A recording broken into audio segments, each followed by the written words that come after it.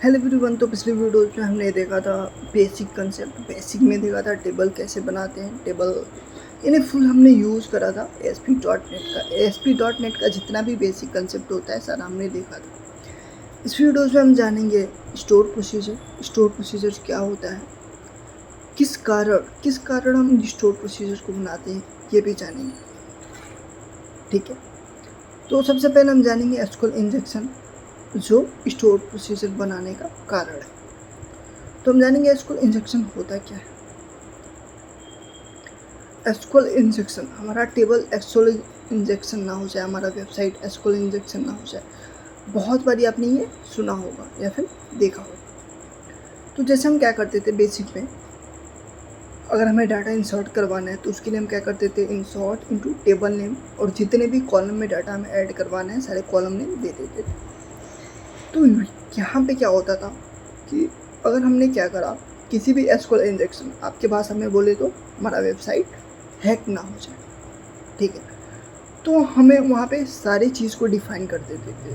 Table name हो गया, column name हो गया। तो अगर किसी हैकर को पता चलता है कि भाई इस डाटाबेस का, ये डाटाबेस का नाम है, ये इसका टेबल है, ये इतने सारे कॉलम है, तो वो आपके क्या कर सकता है, वेबसाइट को हैक कर सकता है या फिर एसक्यूएल इंजेक्शन करके, और जितने भी रिकॉर्ड हैं आपके टेबल में या फिर आपके डाटाबेस में, उन सबको क्या कर सकते हैं, चुरा भी सकता है और डिस्ट्रॉय भी कर सकता है। जिसके लिए हम यूज़ करते हैं किसका, स्टोर प्रोसीजर का। अब जानेंगे स्टोर प्रोसीजर होता क्या है। स्टोर प्रोसीजर एक ऑब्जेक्ट है जो लाइट वेटेड होता है, सिक्योर होता है, प्री डिफाइंड होता है। ठीक है, लाइट वेटेड मतलब एक बार यूज करके एक बार प्रोसीजर को बनाया और मल्टीपल टाइम के लिए इसको हम यूज कर सकते हैं। ठीक है, रीयूजेबल है। ठीक है, सिक्योर है। सिक्योर जैसा मैंने भी आपको बताया था एसक्यूएल इंजेक्शंस का एग्जाम्पल देखिए, यहाँ पे मैंने लिख भी रखा है, it is also way to analyse of SQL injection, क्योंकि इसका यूज ही हम एसक्यूएल इंजेक्शन से बचने के लिए करते हैं। ठीक है, तो इसलिए हम क्या करते हैं, स्टोर प्रोसीजर का यूज करते हैं। तो अब हम जानेंगे स्टोर प्रोसीजर को क्रिएट कैसे करते हैं भाई। तो यहाँ पे देखो, यहाँ पे मैंने एक स्टोर प्रोसीजर क्रिएट करने का क्वेरी लिख रखा है, क्रिएट प्रोसीजर नेम। ये मैंने किस लिए लिख रखा है, डाटा इंसर्ट करने के लिए, हमें डाटा इंसर्ट करना है। लेकिन उससे पहले मैं आपको बता दूँ, स्टोर प्रोसीजर आप तभी बना सकते हो जब आपने एक टेबल क्रिएट किया है। अगर आपने के पास टेबल ही नहीं है तो भाई स्टोर प्रोसीजर किसका बनाओगे। ठीक है, तो सबसे पहले आप एक टेबल क्रिएट करो, फिर स्टोर प्रोसीजर बनाओ। तो एक मैंने टेबल क्रिएट करा जिसमें 5 फील्ड लिया, name, mobile number, class, fees, DOB like student record के नाम से बनाया मैंने। ठीक है, और उसका मैंने क्या करा, एक प्रोसीजर क्रिएट किया, क्रिएट प्रोसीजर नेम, और जितने भी कॉलम में हमें डाटा ऐड करवाना था उन सब का पैरामीटर बनाया। लेकिन मैं आपको बता दूं कि प्रोसीजर जो है ना, प्रोसीजर के जगह पे हाफ नेम भी आप ले सकते हो, PROC। और यहाँ पे जो प्रोसीजर नेम है, प्रोसीजर नेम जो भी आपको ठीक लगे वो दे सकते हो। अभी हम इसका प्रोसीजर बना के भी देखेंगे अपने स्क्रीन पे कि कैसे इसका यूज़ होता है, कैसे हम प्रोसीजर का यूज़ करके डाटा को इंसर्ट कर सकते हैं। ठीक है, अभी मैं ये मोटा मोटा आपको बता दूँ। तो ये जितने भी है ना, ये कॉलम नेम है जिसको हम क्या बोलते हैं स्टोर प्रोसीजर में, पैरामीटर। अब पैरामीटर के आगे @ का सिंबल है। अगर आप @ का सिंबल नहीं लगाते हो फिर भी ये क्या होगा, एरर मारेगा। ठीक है, बोलेगा भाई ये वेरिएबल जो है ना वो डिक्लेयर ही नहीं है। ठीक है, तो उसके लिए हम क्या करते हैं, @ लगाते हैं। तो यहाँ पे @ एक सिंटैक्स है जिसको मैंने यहाँ पे अपनी कॉलम नेम के पहले लगा दिया, और जितना डाटा टाइप मैंने अपने नेम के लिए टेबल क्रिएट करते समय रखा था, ठीक उतना ही डाटा टाइप मैंने यहाँ पे भी प्रोसीजर क्रिएट करते समय रखा है। क्योंकि यहाँ पे मैंने क्या करा, यहाँ पे मैंने 10 कर दिया और टेबल पे पता चला जो मेरा डाटा टाइप है एनवेर का 4 ही लेटर है, और मेरा नाम साहिल है वो है 5 लेटर का। तो अगर मैं डाटा इंसर्ट करता हूँ अपने फ्रंट एंड से बैक एंड में, तो वो क्या बोलेगा कि भाई देखो जो आपका नेम वाला फील्ड है ना, नेम वाला कॉलम है, उसमें आपने 4 ही लेटर इंसर्ट करने के लिए ले रखा है। तो ये 5 लेटर क्यों कर रहे हो, 4 ही करो ना, ठीक है। तो उसके लिए जितना डाटा टाइप आपने वहाँ पे ले रखा है टेबल में, उतना ही डाटा टाइप आपको यहाँ पे भी देना है। तो मेरे पास 5 कॉलम है, पाँचों कॉलम के लिए मैंने अलग अलग डाटा टाइप ले रखा है, ठीक है। इतना करने के बाद ब्रैकेट को हम करते हैं बंद यहाँ पे, ठीक है। ब्रैकेट को क्लोज कर देंगे, जो ब्रैकेट हमने ओपन करा था ऊपर उसको हम क्लोज कर देंगे।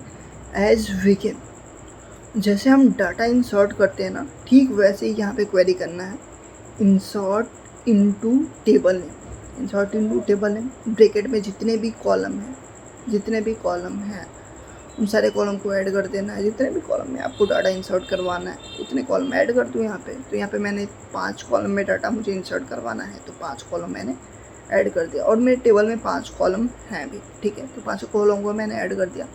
और वैल्यूज़ में क्या करेंगे, जितने भी पैरामीटर हमने ले रखा है, नेम के लिए नेम नाम का पैरामीटर ले रखा है, ठीक है। मोबाइल नंबर के लिए मोबाइल नंबर नाम का पैरामीटर ले रखा है। फ़ीस के लिए फ़ीस नाम का पैरामीटर, DOB के लिए DOB नाम का पैरामीटर, ठीक है। इतना करने के बाद हमने क्या करा, इसको ठीक उसके सामने ही लिख लिया। जैसे फर्स्ट नेम पे नेम है तो वैल्यू में भी क्या आएगा, फर्स्ट नेम पे नेम आएगा। मोबाइल नंबर सेकेंड नेम पे, तो सेकेंड नेम पे क्या आएगा, मोबाइल नंबर आएगा, ठीक है। और यहाँ पे लास्ट में ब्रैकेट को क्लोज नहीं करना है, लास्ट में एंड लिख देना है, एंड, यानी हमारा प्रोग्राम क्या हो गया, ख़त्म हो गया। अब इसको हम सिलेक्ट करके क्या कर सकते हैं, एग्जीक्यूट करेंगे तो क्या होगा, ये रन हो जाएगा। तो चलिए अपने स्क्रीन पे चलते हैं और इसको हम बना के देखते हैं स्टोर प्रोसीजर। तो यहाँ पे मैंने एसक्यूएल को ओपन करा।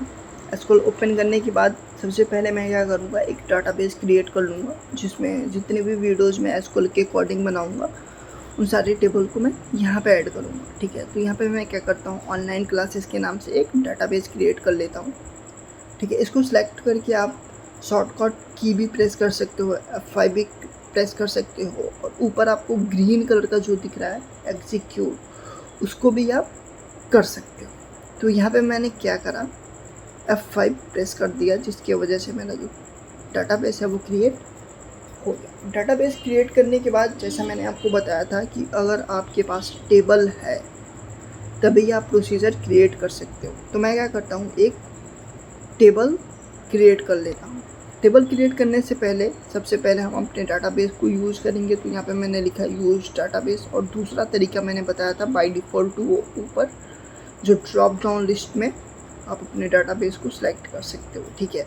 तो मैंने दोनों ही बता दिया आपको। और यहाँ पे हम क्या कर सकते हैं, अब हमें क्या करना है ना, टेबल क्रिएट करना है। तो टेबल क्रिएट करने के लिए आपको भी पता है क्रिएट टेबल नेम, क्योंकि मैंने आपको बेसिक वीडियोस में बता रखा है। और उसमें एक कॉलम लेंगे आईडी को हम रखेंगे इंटीजर, आइडेंटिटी रखेंगे। आइडेंटिटी आपको पता ही होगा क्या होता है, ये यूनिक होता है। और यहाँ पे मैं क्या कर देता हूँ, आइडेंटिटी को स्टार्ट करता हूँ 101 से और प्लस इंक्रीमेंट कर देता हूँ 1। इतना करने के बाद आईडी का कॉलम हम बना लिए। अब हमें नेम का कॉलम ऐड किया। नेम में मैंने डाटा टाइप लिया वैरकर, एनवैरकर, और डिजिट लिया, कितने डिजिट का ऐड कर सकते हैं, तो 30 सीरीज़ का ऐड कर सकते हैं। अब मोबाइल नंबर भी ले लेता हूँ, मतलब जितने फील्ड मैंने अपने प्रोसीजर बनाते समय अभी मैंने आपको बताया था उतना फील्ड ले लेता हूँ मैं। लेकिन इसमें क्या करता हूँ, मैं 4 ही फील्ड लेता हूँ, नेम, मोबाइल नंबर, क्लास और फीस या फिर DOB ले लेंगे, मतलब 4 ही फील्ड लेंगे, ठीक है। तो जितने डाटा टाइप देने थे सारे डाटा टाइप मैंने दे दिया है। अब एक हम ले लेते हैं DOB। जैसा कि पता होगा आपको, DOB क्या होता है, डेट टाइप में होता है, डेट ऑफ बर्थ। तो यहाँ पे मैं डायरेक्ट लिख लेता हूँ भाई डेट, क्योंकि मुझे इसमें डेट ही इंसर्ट करवाना है। इतना करने के बाद मैंने अपने टेबल को सिलेक्ट करा और F5 जैसे करा, हमारा जो टेबल है वो क्रिएट हो जाएगा, ठीक है। लेकिन उससे पहले देखो मैं क्या करता हूँ, थोड़ा अपने प्रोसीजर से दूर कर दे अपने डाटाबेस से दूर कर देता हूँ। अगेन सेलेक्ट करके इसको मैंने F5 करा। अब मेरा जो टेबल है वो एग्जीक्यूट हो गया, यानी हमारा टेबल क्रिएट हो गया। तो हमारे टेबल का क्या नाम था, स्टूडेंट डिटेल। तो अगर हमें देखना है कि भाई हमारे टेबल में कितने रिकॉर्ड हैं, तो उसके लिए हम क्या यूज़ करेंगे, select star from table name. तो यहाँ पे मेरे पास 5 कॉलम है, 5 में भी एक भी रिकॉर्ड नहीं है, तो यहाँ पे मैंने क्या यूज़ करा, select star from table name. तो मैंने देख लिया भाई मेरे टेबल में अभी एक भी रिकॉर्ड नहीं है। तो अब हमें क्या करना है भाई, अब हमें ना प्रोसीजर क्रिएट करना है, ठीक है। तो प्रोसीजर क्रिएट करने के लिए जो मैंने टेबल के लिए क्वेरी यूज़ करा था, वही क्वेरी मैं प्रोसीजर क्रिएट करने के लिए भी करूँगा, क्योंकि मुझे क्या करना है अभी फ़िलहाल, केवल डाटा को इंसर्ट करवाना है। तो यहाँ पे क्रिएट प्रोसीजर नेम, तो यहाँ पे प्रोसीजर फुल भी लिख सकते हो, प्रोसीजर हाफ भी लिख सकते हो, ठीक है। तो यहाँ पे मैंने केवल ये लिखा क्रिएट PROC ही लिखा, फुल नेम नहीं लिया प्रोसीजर का, ठीक है। प्रोसीजर भी आप लिख सकते हो। तो यहाँ पे देखो एरर मार रहा है, तो जैसा मैंने आपको बताया था @ लगाना है अपने पैरामीटर के लिए, ठीक है। अब यहाँ पे और एरर मार रहा है, बोला भाई ये जो तुम्हारा ID है ना, वो तो आइडेंटिटी है, वो तो ऑटो जनरेट होगा, तो फिर इसको इंसर्ट क्यों करवा रहे हो, ठीक है। अब यहाँ पे फिर एरर आ रहा है, तो लास्ट वाला जो हम पैरामीटर ऐड करते हैं ना, उसके लास्ट में कॉमा को ऐड नहीं करते। अगर कॉमा ऐड कर देते हो फिर भी एरर आने लगता है। एज बिगिन करा, एंड कर दिया। एंड करने के बाद अब हमें क्या करना है, इंसर्ट का क्वेरी करना है, डाटा इंसर्ट करने का। तो यहाँ पे मैंने लिखा, जैसे हम डाटा को इंसर्ट करते हैं ना, ठीक वैसे ही क्वेरी हमें यहाँ पे लिखना है, इंसर्ट इनटू टेबल नेम। किस टेबल में डाटा को इंसर्ट करना है, तो स्टूडेंट डिटेल में। और यहाँ पे मैंने क्या कर दिया, जितने भी कॉलम नेम थे ना, जितने भी कॉलम में मुझे डाटा इंसर्ट करवाने थे, उन सारे कॉलम का नेम दे दिया है यहाँ पे मैंने,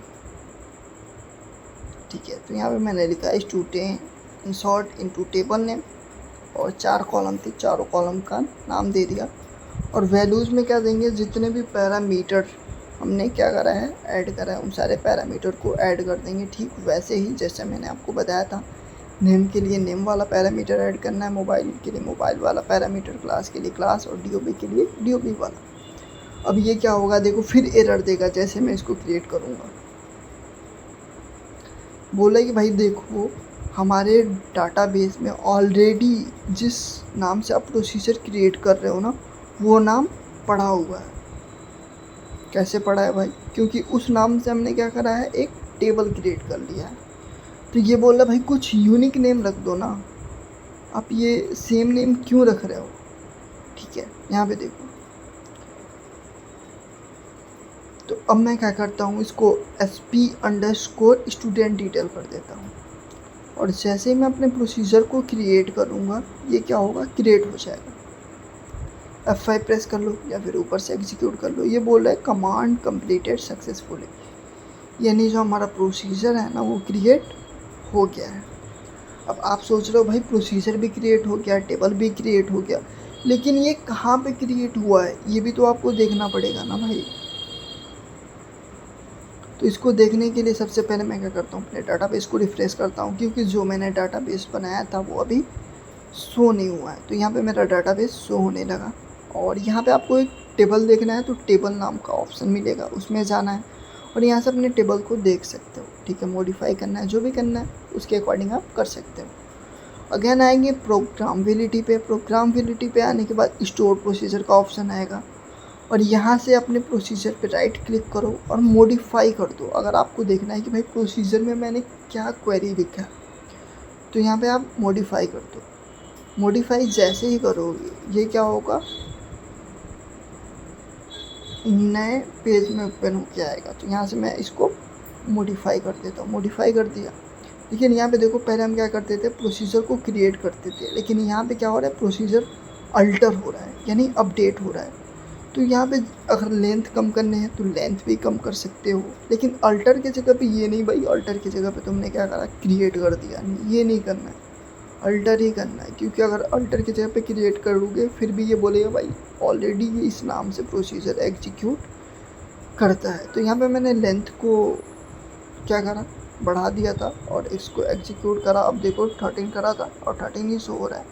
इसको मैं अगेन 20 करके एग्जीक्यूट कर देता हूँ, ठीक है। तो अब क्या हो गया, मेरा जो प्रोसीजर का लेंथ था वो 20 हो गया। अब हमें क्या करना है, प्रोसीजर भी देख लिए कहाँ पे क्रिएट हो रहा है, टेबल भी देख लिए कहाँ पे क्रिएट हो रहा है। अब प्रोसीजर के थ्रू ना हमें डाटा इंसर्ट कराना है एसक्यूएल में। तो एग्जीक्यूट को आप पूरा भी लिख सकते हो, EXEC 4 लेटर भी लिख सकते हो, एसक्यूएल समझ जाएगा। वो इतना इंटेलिजेंट है भाई कि वो समझ जाएगा, ठीक है। एग्जीक्यूट कर रहे हो किस टेबल में, तो SP स्टूडेंट डिटेल्स। यहाँ पे जैसे ही आप उस पर रखोगे ना अपने माउस को, तो ये बताएगा भाई मुझे तो रख लिया, लेकिन मेरे साथ ना पैरामीटर भी थे जिसको तुमने ऐड नहीं करा है। तो हमने क्या बोला, ठीक है भाई, नेम को भी हमने ऐड कर दिया। तो नेम में जो भी ऐड करना है मैं साहिल ऐड कर देता हूँ, ठीक है, अपना नाम। अब बोल रहा है कि भाई नाम तो तुमने ऐड कर दिया, अब मोबाइल नंबर कौन ऐड करेगा, तो मोबाइल नंबर भी दो भाई इसको। तो यहाँ पे मैंने मोबाइल नंबर भी दे दिया, लेकिन क्या लेना है आपको, पैरामीटर में ही डाटा इंसर्ट करवाना है, तो मोबाइल नंबर दे दिया, ठीक है। तो अब बोलेगा भाई मोबाइल नंबर तो हो गया, लेकिन क्लास तुमने ऐड नहीं करा। तो जितने भी आपने पैरामीटर ले रखे हैं उन सबको यहाँ पे ऐड करना है, ठीक है। उसके बाद ही हम डाटा को क्या कर सकते हैं, इंसर्ट कर सकते हैं। तो यहाँ पे मैंने क्या करा, मोबाइल नंबर के बाद अब क्या करता हूँ, और 2 फील्ड बच गए मेरे, क्लास और DOB, तो उनको भी मैं ऐड कर ही लेता हूँ।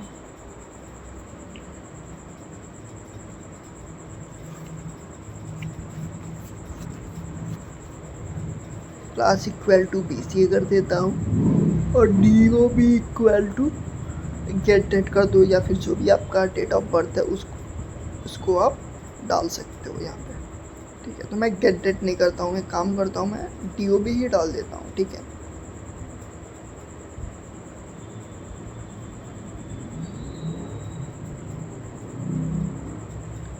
गेट डेट एक फंक्शन है जो current date and time return करता है। जैसे गेट डेट का यूज़ किया होता अगर मैंने, तो आज का डेट और टाइम जो भी है वही इंसर्ट करवाया होता हमारे टेबल में, ठीक है। तो जितने भी पैरामीटर थे उन सबको ऐड करा मैंने, और क्या करा, एग्जीक्यूट करा। एग्जीक्यूट के लिए मैंने आपको बता रखा था, आप 5 भी प्रेस कर सकते हो और ऊपर से भी यहाँ से भी एग्जीक्यूट कर सकते हो। अब मुझे देखना है भाई जो मैंने डाटा इंसर्ट करा था प्रोसीजर के थ्रू हमारे टेबल में आया है कि नहीं आया। तो हमने देखा कि जितने भी रिकॉर्ड हमने डाले थे वो सारे रिकॉर्ड हमारे टेबल में आ गए हैं। तो ऐसे यूज़ कर सकते हैं हम स्टोर प्रोसीजर का, ठीक है। तो ऐसे लगे रहे हमारी वीडियोज़ के साथ, मिलते हैं अगली वीडियोज़ में। Thanks for watching and please subscribe my channel.